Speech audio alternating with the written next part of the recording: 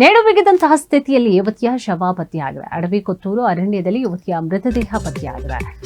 ಮರದಲ್ಲಿ ನೇತಾಡ್ತಾ ಇರುವಂತಹ ಸುಮಾರು 25 ವರ್ಷ ಅಂತ ಹೇಳಿ ಗೊತ್ತಾಗ್ತಾ ಇದೆ. ಯುವತಿಯ ಶವ ಕೊಲೆ ಮಾಡಿ ನೇಣು ಹಾಕಿರುವಂತಹ ಶಂಕೆ ವ್ಯಕ್ತ ಆಗ್ತಾ ಇದೆ. ಯುವತಿಯ ಶವ ಸಿಕ್ಕಿದೆ 25 ವರ್ಷ ಅಂತ ಹೇಳಿ ಅಂದಾಜು ಮಾಡಲಾಗಿದೆ. ಜೊತೆಗೆ ನೇಣು ಹಾಕಿರುವಂತಹ ಶಂಕೆ, ಆದ್ರೆ ಕೊಲೆ ಮಾಡಿ ಯಾರಂತರವಾಗಿ ನೇಣು ಹಾಕಿದ್ದಾರೇನೋ ಅಂತ ಶಂಕೆ ವ್ಯಕ್ತವಾಗ್ತಾ ಇದೆ. 3-4 ದಿನಗಳ ಹಿಂದೆ ಸಾವನ್ನಪ್ಪಿರುವಂತಹ ಶಂಕೆ ಇದೆ. ಯಾಕಂದ್ರೆ ಆ ಡೆಡ್ ಬಾಡಿ ನೋಡಿದ್ರೆ ಆ ರೀತಿಯಾಗಿ ಅನಿಸ್ತಾ ಇದೆ.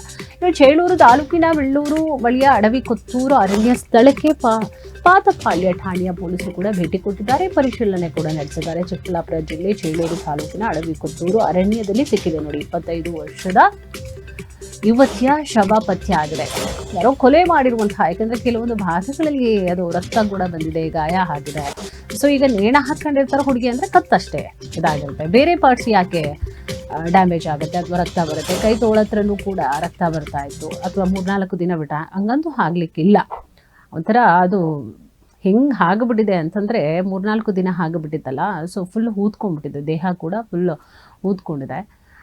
25 ವರ್ಷ ಇರಬಹುದು ಅಂಥೇಳಿ ಈಗ ಅಂದಾಜು ಮಾಡಲಾಗ್ತಾ ಇದೆ. ಜೊತೆಗೆ ಕೊಲೆ ಮಾಡಿ ನೇಣು ಹಾಕಿರುವಂತಹ ಶಂಕೆ ಕೂಡ ವ್ಯಕ್ತವಾಗ್ತಾ ಇದೆ.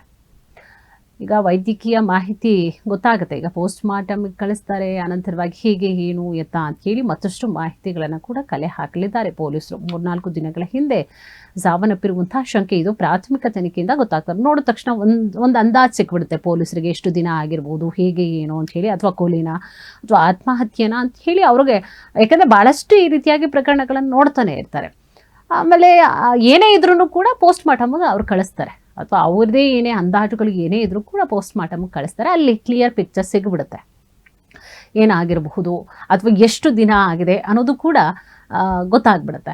ಇನ್ನು ಚೇಳೂರು ತಾಲೂಕಿನ ಬೆಳ್ಳೂರು ಬಳಿಯ ಅಡವಿ ಕೊತ್ತೂರು ಅರಣ್ಯ ಸ್ಥಳಕ್ಕೆ ಇನ್ನು ಪಾತಪಾಳ್ಯ ಠಾಣೆಯ ಪೊಲೀಸರು ಕೂಡ ಭೇಟಿ ಕೊಟ್ಟು ಪರಿಶೀಲನೆ ಮಾಡಿದ್ದಾರೆ. ಸೊ ಈಗ ನೆಕ್ಸ್ಟ್ ಗೊತ್ತಾಗಬೇಕು, ಇದು ಕೊಲೆ ಮಾಡಿ ಹಾಕಿರುವಂಥದ್ದು ಅಥವಾ ಯಾರು ಕೊಲೆ ಮಾಡಿದ್ರು, ಅಥವಾ ಆತ್ಮಹತ್ಯೆಗೆ ಹೋಗ್ಲಿ ಒಂದು ಕಾರಣ ಅಂತ ಇರಬೇಕಲ್ವಾ.